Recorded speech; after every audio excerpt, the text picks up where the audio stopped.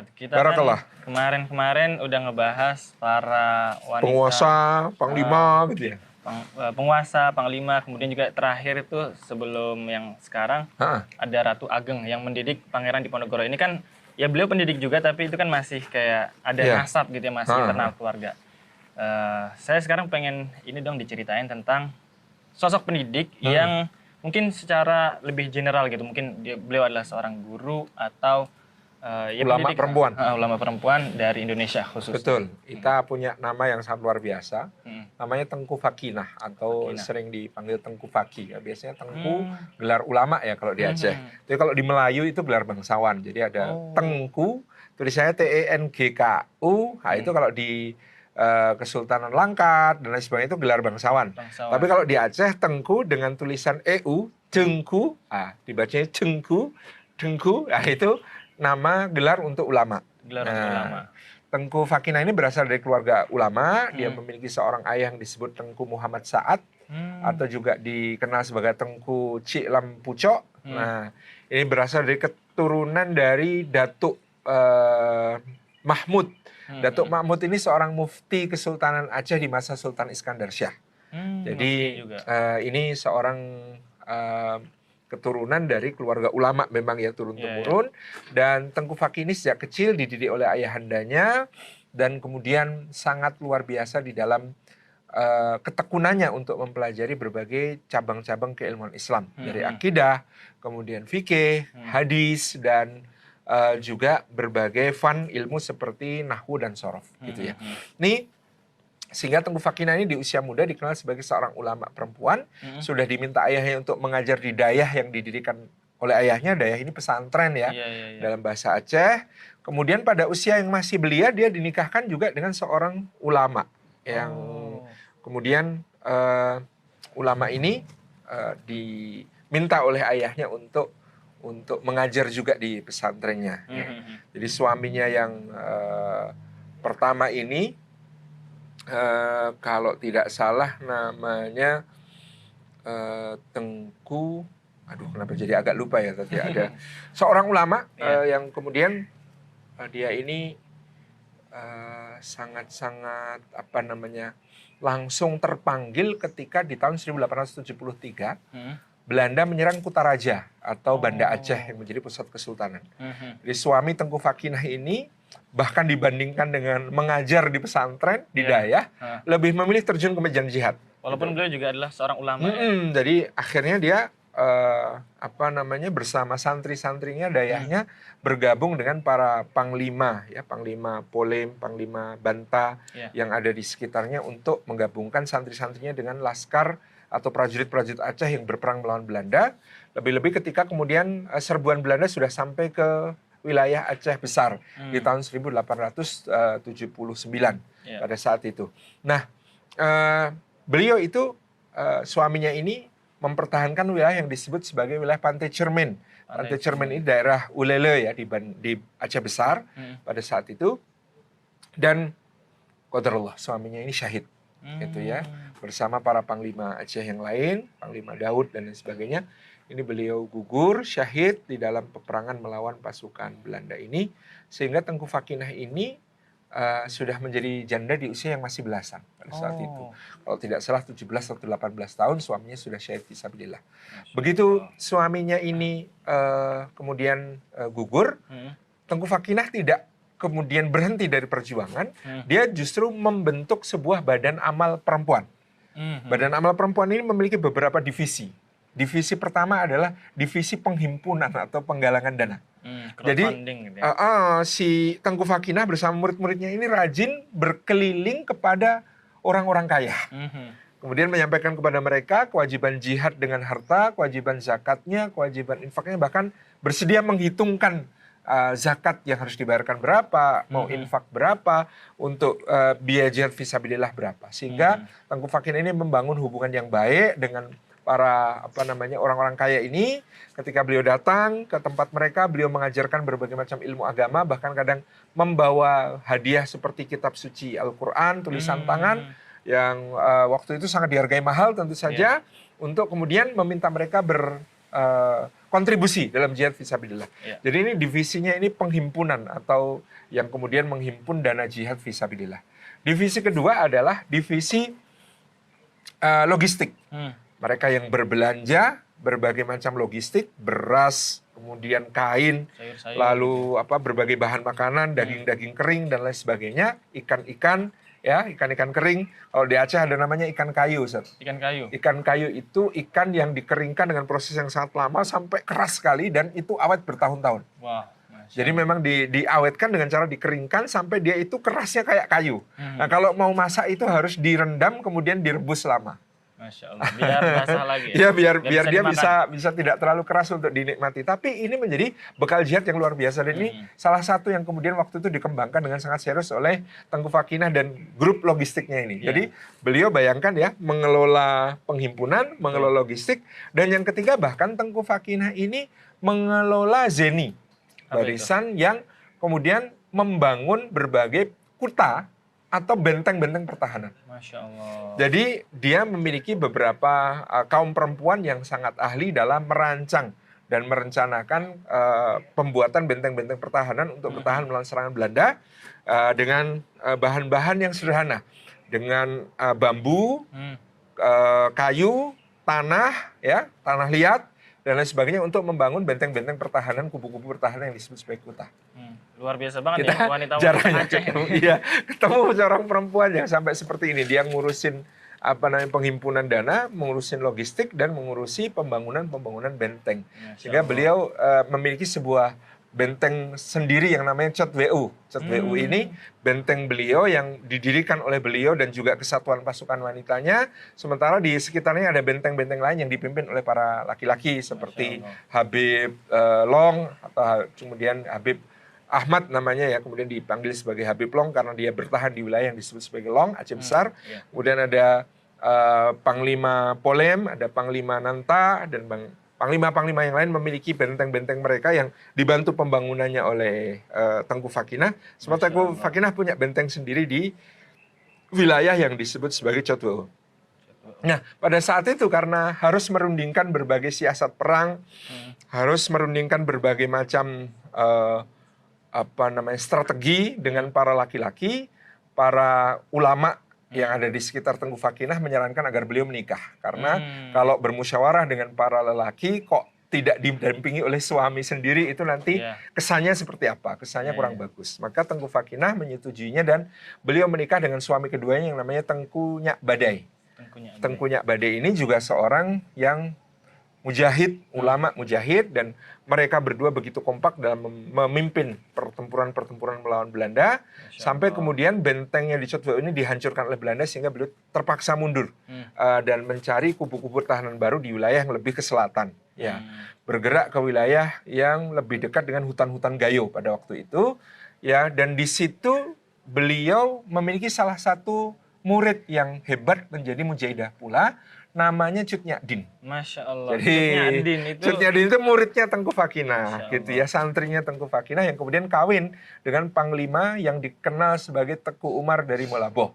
Dan waktu itu dikenal sebagai Teku Molaboh dengan kisah-kisah jihadnya yang luar biasa. Nah, dalam masa gerilya ini beliau berpindah-pindah dari wilayah satu dan wilayah lain, dan ketika itu Tengku Nyak Badai kemudian gugur syahid di salah satu pertempuran. Kembali Tengku Fakinah ini menjanda, beliau tanpa kenal lelah terus mendatangi orang-orang kaya untuk kemudian meminta mereka berkontribusi dalam jihad, menyumbangkan hartanya dan lain sebagainya. Beliau kelola itu untuk membuat dapur-dapur umum, ya.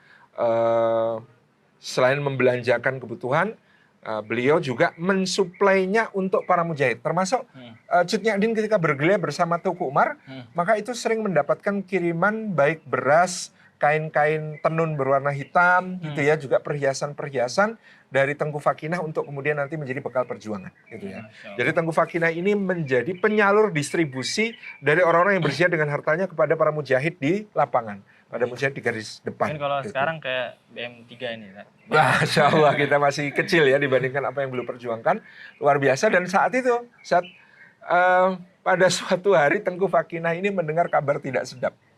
Apa itu? Bahwa Teku Umar menyerah kepada Belanda, bergabung dengan pihak Belanda, membelot ke pihak Belanda. Masya Allah, beliau itu kaget kok bisa begitu gitu ya. Dan tersiar kabar bahkan Teuku Umar diberi pasukan oleh orang Belanda, jadi dia punya pasukan yang terdiri dari orang-orang Belanda selain orang Aceh sendiri untuk menggempur kawasan-kawasan para pejuang. Nah, maka Tengku Fakina waktu itu dengan risau segera merintahkan ada 3 orang santrinya perempuan untuk kemudian mengantar hadiah untuk Cut Nyak sekaligus mengingatkan Cut Nyak akan kewajibannya untuk mengingatkan suaminya gitu ya. Akhirnya kemudian dikirimlah 3 utusan ini nggak berani menghadap Cut Nyak karena waktu itu Teuku Umar sudah diberi rumah oleh Belanda di wilayah Kutaraja di Banda Aceh, di daerah Pekanbada namanya. Nah, di situ rumahnya ini dijaga oleh tentara-tentara Belanda gitu. Nah, kemudian mereka menemui seorang perempuan yang dikenal menjadi orang kepercayaan Cut Nyak yang suka belanja ke pasar. Kemudian disampaikan hadiah itu melalui dia gitu ya, berupa dari Tengku Fakina berupa kain dan kain jilbab gitu ya, kain kerudung, kemudian juga bahkan hadiahnya ada sebuah hiasan rambut gitu ya. Tapi di situ disertai pesan dari Tengku Fakina untuk Cut Nyak. Katakan dan sampaikan pesan saya kepada Cut Nyak, wanita pemberani, bahwasanya kalau benar Teuku Umar hendak menyerbu ke wilayah para pejuang, mulailah dari kami. Sebab di tempat kami ini semua pasukannya janda-janda, biar Teuku Mulaboh itu tahu bahwa mana yang lebih perwira, pasukannya yang terdiri dari orang-orang berambut merah ataukah kami yang Inong Bale, para janda-janda gitu ya. Itu baca itu Cut Nyak itu nangis gitu ya. Sangat sedihnya karena memang dia sendiri juga tidak setuju dengan apa yang dilakukan oleh Teuku Umar. Meskipun ternyata nantinya Teuku Umar ini menjadinya siasat untuk bisa mengambil berbagai persenjataan dan mengetahui rahasia militer Belanda. Gitu ya. Jadi itu pasti juga perjuangannya nggak mudah ya. Nggak mudah. Bayangkan kita bergabung dengan musuh untuk mengambil senjata dan mengetahui siasat dengan masyarakat sendiri dan dituduh pengkhianat oleh para sahabat kan, dituduh pengkhianat oleh kawan-kawan. Wah, itu berat sekali lah kehidupan Cut Nyak pada saat itu, sehingga dia ngeluh sama suaminya. Aku lebih suka kita berdarah-darah di medan perang daripada kita hidup nyaman di tengah orang-orang KP seperti ini, orang-orang Belanda seperti ini gitu ya. Nah, ini Cut Nyak nangis dapat surat dari Tengku Fakina yang seperti itu. Ini gimana caranya, saya pengen ketemu beliau tapi nggak mungkin gitu ya. Akhirnya dia mengumpulkan banyak hadiah untuk Tengku Fakina berupa kain-kain, kemudian juga emas, kemudian juga permata, bahkan untuk model jihad fisabilillah. Kemudian dia berusaha untuk mencari 3 perempuan yang menjadi utusan Tengku Fakina itu. Dicari sampai ditemui di rumah yang kotolnya tempat mereka menginap, mereka lari takut sama Cut Nyak. Kira mau ditangkap sama Belanda gitu kan. Wah, dan lain sebagainya. Akhirnya ketemu di satu tempat rahasia. Kemudian Cut Nyak menyampaikan hadiah itu untuk diserahkan pada Tengku Fakina sambil menyampaikan, katakan pada Tengku Fakina, muridnya yang bernama Cut Nyak ini insya Allah hatinya tidak pernah berubah, tetap setia kepada perjuangan.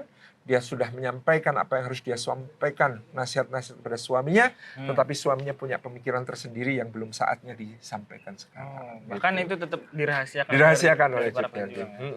Nah, takutnya bocor gitu ya, kalau Teuku Umar bahaya juga untuk keluarga Teuku Umar dan keluarganya kan.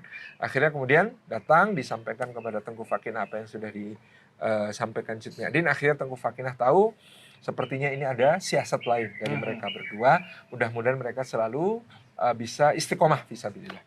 Nah, bentengnya Tengku Fakina yang kemudian dipertahankan luar biasa, mati-mati ini akhirnya direbut Belanda, sampai kemudian rumah beliau juga disatroni oleh Belanda, dan berbagai perhiasan dan bekal-bekal perjuangan, emas-emas beliau itu dirampas oleh Belanda.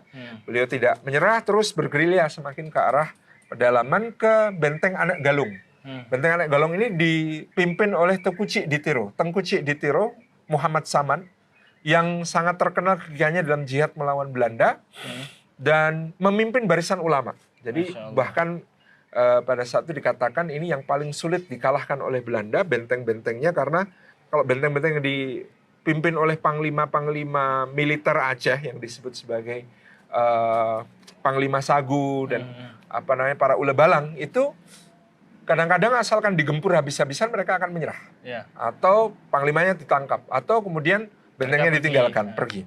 Tapi kalau Tengku Cik Ditiro ini, semua santri dan pasukannya disumpah untuk sampai syahid fisabilillah. Masya Allah. Sehingga sulit sekali untuk mengalahkan Tengku Cik Ditiro Muhammad Saman ini di Benteng Anak Galung, sampai kemudian Belanda menjalankan siasat licik dengan mencari santrinya yang mau berkhianat, yang kemudian dititipi racun untuk meracun Tengku Cik Ditiro Muhammad Saman. Jadi Tengku Cik Ditiro Muhammad Saman itu gugur syahid bukan oleh peluru, tapi oleh racun dari seorang pengkhianat, dan dikatakan dari seluruh lubang tubuh beliau mengeluarkan darah karena dahsyatnya atau ganasnya racun yang kemudian dibubuhkan ke makanan beliau tersebut. Dan beliau gugur di bulan Ramadan, Masya Allah. Jadi ketika Benteng Anak Galung jatuh, maka Tengku Fakinah semakin ke selatan, ke wilayah Gailues, yang kemudian memang beliau di sana memiliki banyak jejaring, sudah sangat terkenal, tidak putus dari satu desa ke desa yang lain, selalu beliau sempatkan untuk mengajar masyarakat tentang agama. Mengajar masyarakat tentang agama, dan inilah yang kemudian menjadikan Tengku Fakinah masyhur sebagai seorang ulama perempuan di seluruh wilayah Kesultanan Aceh. Jadi bukan hanya mujahidah, tapi juga seorang pengajar mu'allimah yang sangat luar biasa. Dan ketika bahkan Panglima Polem sudah menyerah, Sultan Muhammad Daud Shah sudah tertangkap, seluruh wilayah inti Aceh sudah dikuasai Belanda. Pada saat itu ada seorang panglima yang kemudian meminta wilayah khusus untuk pengembangan agama di Aceh Besar kepada Belanda, dan dia mengundang pulang Tengku Fakinah dari medan gerilya yang tadi Cut Nyadin sudah ditangkap, ya, Cut Mutia sudah syahid, kemudian Pocut Merah Intan juga sudah gugur. Ini tinggal Tengku Fakinah ini masih terus bergeliat dalam bentuk jihad untuk mengajarkan ilmu supaya jihad ini tidak putus di masa yang akan datang. Mendidik generasi. Sampai akhirnya kemudian dia pun diundang oleh Panglima Polem untuk kembali ke Aceh Besar dan disiapkan dayah atau pesantren besar kepada beliau. Maka beliau pun pulang dan mengatakan, saya mau pulang, syaratnya jihad ini tidak putus bagi saya dalam bentuk saya akan mengajar. Maka kemudian beliau mengajar di dayahnya, mendidik kader-kader ulama, dan semakin banyak yang belajar ke dayahnya, ya. Pengajarnya ada laki-laki dan perempuan, tapi mudirnya, direkturnya adalah beliau, Tengku Fakinah, sebagai pemimpin pesantren tersebut. Sampai akhirnya tahun 1915 beliau niat untuk berangkat haji. Maka karena berniat berangkat haji, beliau berkenan mencari siapa suami yang berkenan mendampingi dalam berhaji. Maka kemudian beliau menikah dengan suami ketiga yang disebut Tengku Ibrahim. Tengku Ibrahim ini menikah dengan beliau. Kemudian setelah begitu menikah langsung berangkat dengan naik kapal dari Aceh ke Pelabuhan Jeddah, kemudian melanjutkan perjalanan ke kota Makkah Al-Mukarramah. Di Makkah beliau tinggal di wilayah Kusyasyah, di wilayah Darul Asyi atau wakaf Kesultanan Aceh, Habib Buga pada saat itu. Dan beliau belajar di Haramain selama kurang lebih 3,5 tahun. Nah, dari situ beliau memperkaya ilmunya, padahal beliau sudah sangat menguasai berbagai macam ilmu keislaman. Tapi ini menjadi teladan bagi kita, bahkan di usia yang sudah sepuh, 70-an tahun ketika itu. Beliau tidak putus dalam terus menuntut ilmu, dan bahkan beliau kemudian dikenal ketika berada di Haramain berhasil menghatamkan hafalannya atas Sahih Bukhari dan Sahih Muslim. Masya Allah. Jadi di usia sesepuh itu masih sangat semangat belajar, bahkan menghafal. Tajam juga akalnya. Dan itu membantu untuk menjaga akal sampai usia sepuh mungkin, betul. Dalam usia 70-an tahun masih menghafal Sahih Bukhari dan Sahih Muslim. Setelah 3 tahun, qadarullah suaminya Ibrahim meninggal, Tengku Ibrahim meninggal di Tanah Suci, dikuburkan di Maklah. Kemudian beliau pulang kembali ke tanah air dan tetap mengajar di dayahnya sampai kemudian di tahun 1919 beliau meninggal dunia di usia 75 tahun. Masya gitu, ya. Allah. Jadi hanya 1 tahun di rumah setelah pulang dari Tanah Suci, tapi beliau meninggalkan sebuah dayah yang sangat luar biasa, murid-murid yang tersebar menjadi para guru di seluruh Aceh, meninggalkan warisan keilmuan setelah warisan jihad yang luar biasa yang beliau torehkan di usia muda. Dari beliau kita belajar juga bahwa perjuangan itu bukan sekedar perjuangan fisik, tapi juga perjuangan ilmu. Perjuangan ilmu dan juga perjuangan harta, ya. Jihad melalui harta dan juga jihad melalui ilmu itu yang kemudian menguatkan dan melengkapi jihad melalui fisik. Masya Allah.